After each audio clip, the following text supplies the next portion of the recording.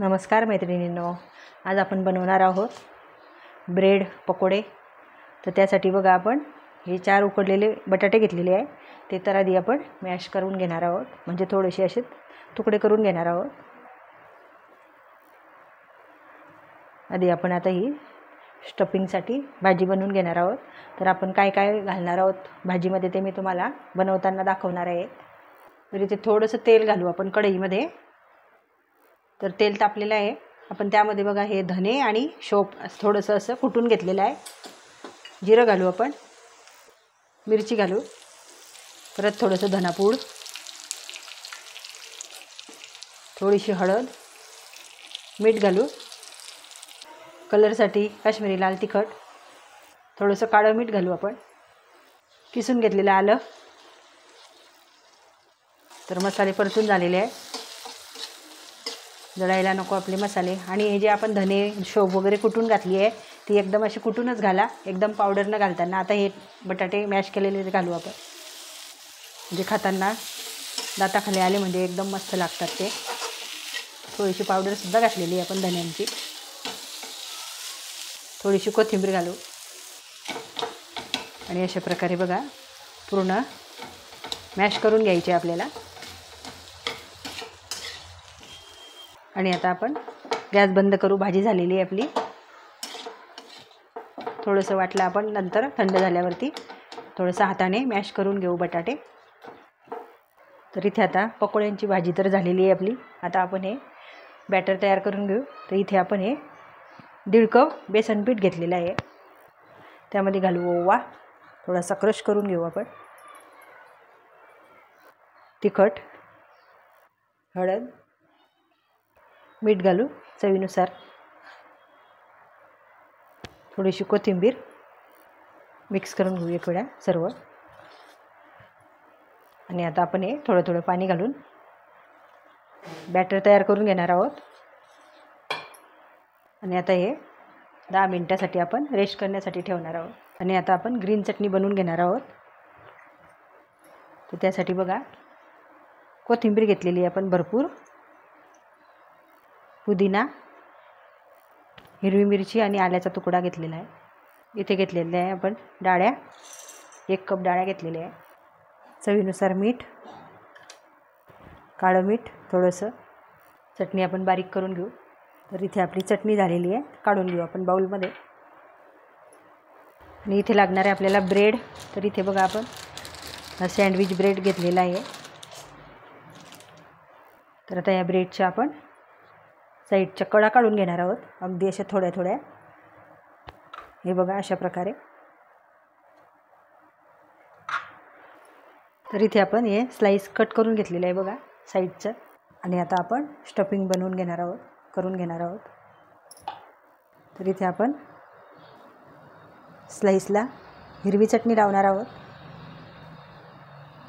थोडी थोडी अशी पसरून लावायची आहे सर्वीकडे व्यवस्थित। आणि आता आपण ही बटाट्याची भाजी जी केलेली आहे ती इथे पसरून घेणार आहोत ब्रेडवरती। आणि वरच्या स्लाइसला आपण टोमॅटो सॉस लावणार आहोत सर्वीकडे। असं तुम्ही चटणीमध्ये मिक्ससुद्धा करू शकता, टोमॅटो सॉस। आणि आता हे बघा अशा प्रकारे आपल्याला हे लावून घ्यायचं आहे, हे बघा। तर अशा प्रकारे आपण ब्रेड स्टफ करून घेणार आहोत। साईडला आपण तेल ठेवलेलं आहे तापायला, भाजी,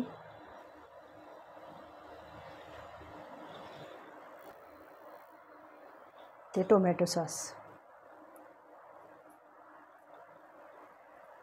सर्वीकडे असं व्यवस्थित पसरून घ्यायचं आहे।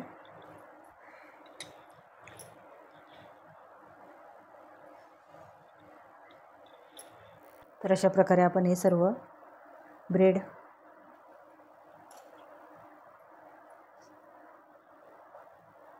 भरून ठेवू आपण सँडविच। तुम्ही इथेही ब्रेड्स आपण न तळता असे सुद्धा खाऊ शकतो, जे सँडविच आपलं तयार होईल, सँडविचसारखं अगदी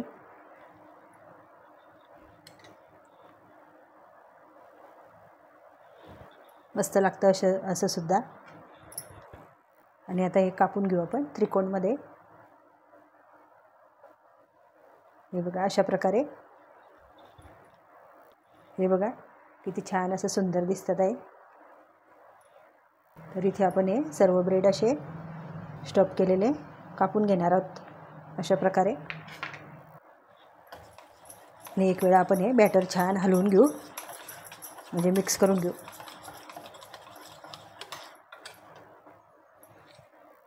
अगदी थोडंसं पाणी घालायचं आहे, थोडंसं घट्ट झालेलं आहे. आणि थोडंसं फेटून घेऊ आपण. तर इथे तुम्ही अशा प्रकारे सुद्धा पीसेस करू शकता बघा. आणि आता आपण पकोडे तळून घेणार आहोत. तर हे बघा अशा प्रकारे डिप करायचं आहे, व्यवस्थित सर्वीकडून कोट करून घ्यायचं आहे आणि तेलात सोडायचं आहे. तर अशाच प्रकारे आपण सर्व जेवढे मावतील आपले तसे तेलामध्ये घालणार आहोत. आणि इथे आपण हे पलटून घेतलेले पकोडे बघा किती छान हलके फुलके मस्त वरती छान तरंगतात आहे. आणि आता आपण हे काढून घेऊ. नंतर आपण थोडंसं अजून तळणार आहोत, म्हणून अर्धवट असे तळून आपल्याला काढून घ्यायचे आहे. तर अशाच प्रकारे आपण हे ब्रेड पकोडे तळून घेणार आहोत.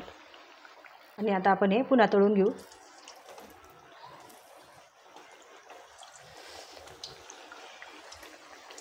आता हे तळून झालेले आहे, काढून घेऊ आपण.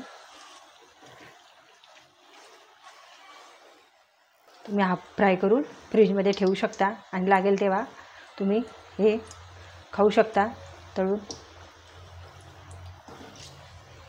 तर अशा प्रकारे आपले हे ब्रेड पकोडे तळून झालेले आहेत. ब्रेड पकोडे तयार झालेले आहेत.